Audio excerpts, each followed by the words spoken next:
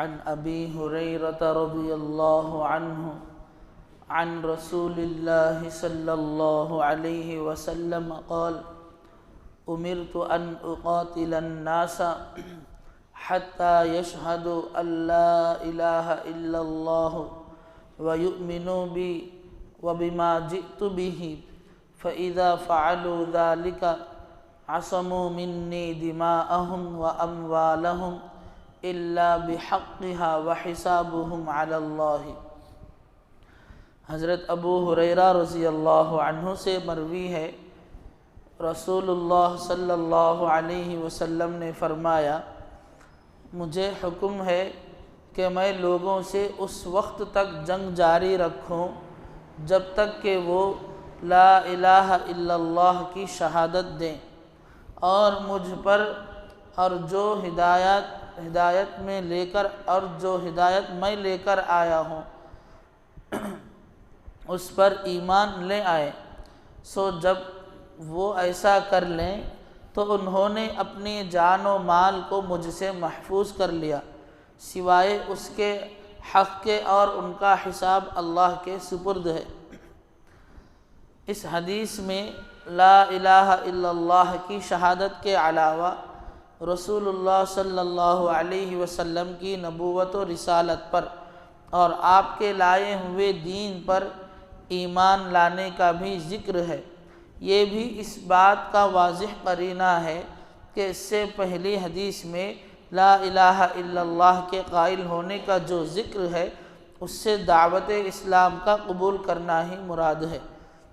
اس سے پہلے والی حدیث میں تفصیل سے بات آ گئی تھی کہ یہ جو حدیث حضرت عمر رضی اللہ عنہ سے اور حضرت ابو ہریرہ رضی اللہ عنہ سے، جو حضرات صحابہ سے جو احادیث منقول ہیں، جب تک آدمی کلمہ نہیں پڑھے گا اس وقت تک جنگ جاری رہے گی۔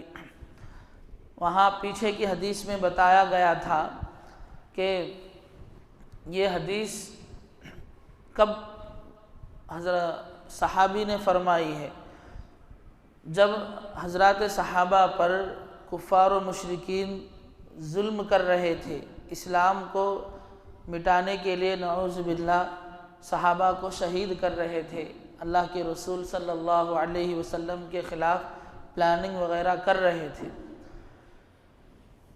تو اللہ تبارک و تعالیٰ کی طرف سے جب حکم ملا تو مقصد بس یہ تھا کہ ایک تو اللہ کے کلمے کو بلند کرنا، دوسری بات جو ہے اپنی حفاظت کرنا۔ حضرات صحابہ نے شروع دن سے جنگ نہیں کی، صبر کرتے رہے۔ اسی دوران کتنے صحابہ شہید ہو گئے، صحابیات بھی شہید ہو گئے۔ ایک وقت کے بعد جب اللہ کی طرف سے حکم ملا تو اس کے بعد یہ کام شروع ہوا، جہاد شروع ہوا، جنگ شروع ہوئی۔ لیکن صحابہ نے جو تلوار ہاتھ میں لی، یہ جو ہے اپنی جان کی حفاظت پر لی ہے۔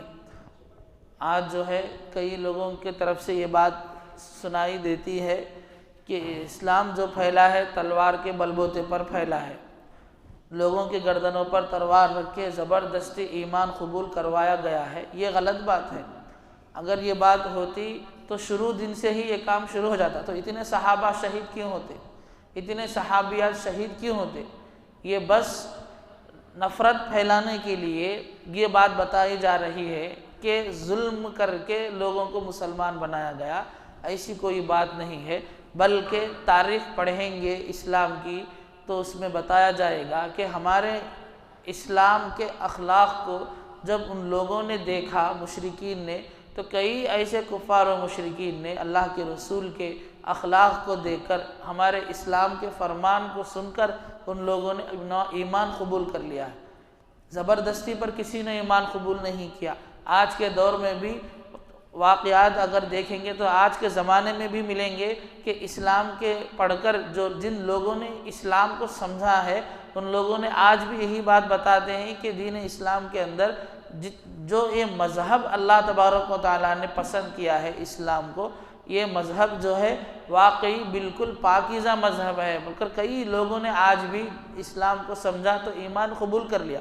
تو یہ حدیث بھی جو بتائی گئی ہے یہ اس وقت ہے جب جنگ شروع ہو چکی تھی، جنگ شروع ہونے کے بعد بھی اگر کوئی کافر یہ کلمہ پڑھتا ہے تو اللہ کے رسول صلی اللہ علیہ وسلم نے فرمایا کہ اس کو چھوڑ دیا جائے، ایمان لا لیا اس کو چھوڑ دینا ہے۔ پھر دوسری بات جو ہے وہ مسلمانوں کی امان میں رہ جائے گا، اس کا مال بھی محفوظ رہے گا، اس کی جان بھی محفوظ رہے گی۔ ایک واقعہ بھی کل اس سے پہلے بتا دیا گیا تھا حضرت عمر رضی اللہ عنہ کا، اور یہ اس وقت میں جنگ کی ضرورت بھی کیوں آئی، وہ لوگ شہید کرتے تھے، صحابہ کو شہید کرتے تھے، اللہ کے رسول پر بھی ظلم کرتے تھے۔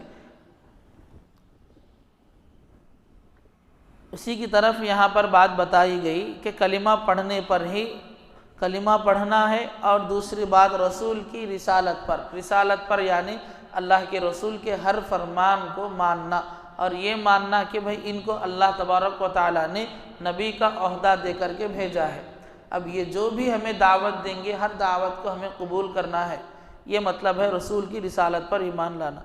عن ابن عمر ان رسول اللہ صلی اللہ علیہ وسلم قال امرت ان اقاتل الناس حتى يشهدوا ان لا اله الا الله وان محمدا رسول الله ويقيموا الصلاة ويؤتوا الزكاة فاذا فعلوا ذلك عصموا مني دماءهم واموالهم الا بحق الاسلام وحسابهم على الله اللہ بحق الاسلام وحسابهم علی اللہ۔ کل بھی اس کی تفصیل آئی تھی، اللہ بحق الاسلام کا مطلب بتایا گیا، آدمی کلمہ پڑھنے کے بعد چوری کر رہا ہے یا کسی کی غیبت کر رہا ہے یا کسی بد فعلی میں شریک ہو گیا، تو فرمایا گیا کہ قرآن کے حساب سے، اللہ کے فرمان کے حساب سے اس غلطی کی سزا دنیا میں طے کی گئی ہے۔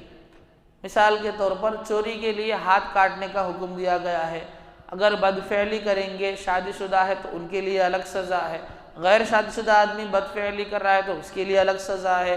ایک جگہ سنسار بتایا گیا ہے پتھروں کے ذریعے سے، ایک جگہ کوڑے مارنے کا حکم دیا گیا ہے۔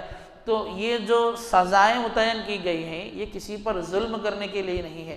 آج کئی لوگ جنہیں دین اسلام معلوم نہیں ہے، وہ لوگ کیا کر رہے ہیں، کچھ بھی معلوم نہیں ہے، بس فن پڑھ کر کے اس فن کے ذریعے سے قرآن مجید کو سمجھنے کی کوشش کرتے ہیں۔ اس میں لوگ یہ بات بتاتے ہیں کہ قرآن کے اندر کتنا ظلم والا فعل بتایا گیا ہے کہ کوڑے مارے جائے، ہاتھ کاٹے جائے، یہ جو اتنی بڑی سزا بتائی جا رہی ہے، حالانکہ اسلام امن پسند جب مذہب کہتے ہیں تو ایسا ہونا چاہیے کسی پر اتنی بڑی سزا لاگو نہیں کرنا چاہیے۔ حالانکہ اللہ تبارک و تعالیٰ کا مقصد ان سزاؤں کو متعین کرنا، ظلم کرنا نہیں، بلکہ غلطی پر سزا اگر متعین رہے گی تو اس کو سننے کے بعد ایک آدمی پر اس سزا کو عمل کرایا گیا تو اس کے بعد جو معاشرے کے اندر لوگ ہیں اس کو دیکھنے کے بعد ان کے اندر ڈر بیٹھ جائے گا، حد بندی ہو جائے گی۔ اگر ہم بھی چوری کریں گے تو ہمارا ہاتھ بھی کاٹا جائے گا، اگر ہم بھی بد فعلی کریں گے تو ہمیں بھی سنسار کیا جائے گا۔ یہ سزائیں متعین کرنے کا مقصد یہ ہے کہ ہمارے مذہب کے اندر، ہمارے کلچر کے اندر، سوسائٹی کے اندر اس طرح کے اعمال ایک دوسرے کو دیکھ کر اور تیسرا آدمی نہ کرے۔ جب ایسے فیصلے ہوتے رہے تو لوگوں کے اندر ڈر بیٹھ جائے گا، کم سے کم دنیا کے اعتبار سے تو ڈر کر کیا ہے، ایسا کام نہیں کریں گے۔ تو اسی لیے اللہ تبارک و تعالیٰ نے ان سزاؤں کو متعین کیا ہے۔ تو لوگ آج کئی طرح کے لوگ جو ہے صحیح نہیں سمجھتے ہیں، آیتوں کو انگلی اٹھا کر کہہ دیتے ہیں کہ اللہ تبارک و تعالیٰ کے بارے میں جو سنتے ہیں رحیم اور کریم، یہ سب بیکار بات ہے، نعوذ باللہ ایسا نہیں کہنا چاہیے۔ سزا متعین کرنے کا مقصد یہ ہے کہ آگے چل کر یہ کام اور ایک آدمی نہ کرے۔ جس طرح ایک ڈاکٹر جو ہے انسان کا جسم سڑنے کی وجہ سے اس کا ہاتھ پیر جب کاٹتا ہے، کاٹنے کا مقصد کیا ہوتا ہے، بیماری آگے نہ بڑھے۔ بیماری آگے بڑھے گی، رحم کر کے جو ہے خالی انجیکشن دوائی پر کام چلائیں گے تو ایک ہاتھ کی جگہ پورا جسم خراب ہو جائے گا۔ اسی لیے ڈاکٹر کیا کرتا ہے، وہاں تک کے حصے کو کاٹ دیتا ہے۔ تو اسی طرح اللہ تبارک و تعالیٰ اس بیماری کو آگے نہ بڑھنے کے لیے ان سزاؤں کو بتائے ہیں۔ تو فرماتے ہیں اللہ بحق الاسلام کا مطلب ایمان قبول کرنے کے بعد چوری کرے تب اس کا ہاتھ کاٹا جائے گا، اس وقت میں ہم اس کی حفاظت نہیں کریں گے۔ اور دوسری بات فرمایا وَحِسَابُهُمْ عَلَى اللَّهِ، ڈر کر، صحابہ سے ڈر کر جان کی حفاظت کے لیے جھوٹے زبان سے کلمہ پڑھتا ہے تو اس کا حساب اللہ تبارک و تعالیٰ لیں گے۔ اللہ تبارک و تعالیٰ دنیا میں ظاہر کر دیں گے اور مرنے کے بعد بھی اس کے اس فعل کو ظاہر کر دیں گے۔ یہ دو باتیں ہیں، ان دونوں پر ہمارا کوئی حق نہیں ہے۔ ایمان قبول کرنے سے پہلے ہماری ذمہ داری نہیں ہے، قبول کر لیں گے تو ہماری ذمہ داری میں رہیں گے، کوئی ہاتھ نہیں لگائے گا۔ قبول کرنے کے بعد اگر چوری ہوئی جو سزا ہے وہ سزا دی جائے گی، اس پر کچھ بھی ہماری طرف سے کوئی رکاوٹ نہیں آئے گی۔ دوسری بات، اگر ہم جھوٹی زبان سے کلمہ پڑھتے ہیں تو اللہ تبارک و تعالیٰ جو ہے اس کو ہمارے سامنے ظاہر کر دیں گے، یا مرنے کے بعد بھی معلوم ہوگا۔ انسان کی دل کو اس کے اندر کیا ہو رہا ہے، یہ سب چیزیں اللہ تبارک و تعالیٰ جاننے والے ہیں۔ یہ مطلب ہے، اس حدیث کے اندر بھی یہی بتایا گیا ہے اور آگے کی پیچھے کی حدیث میں بھی یہی بات بتائی گئی ہے۔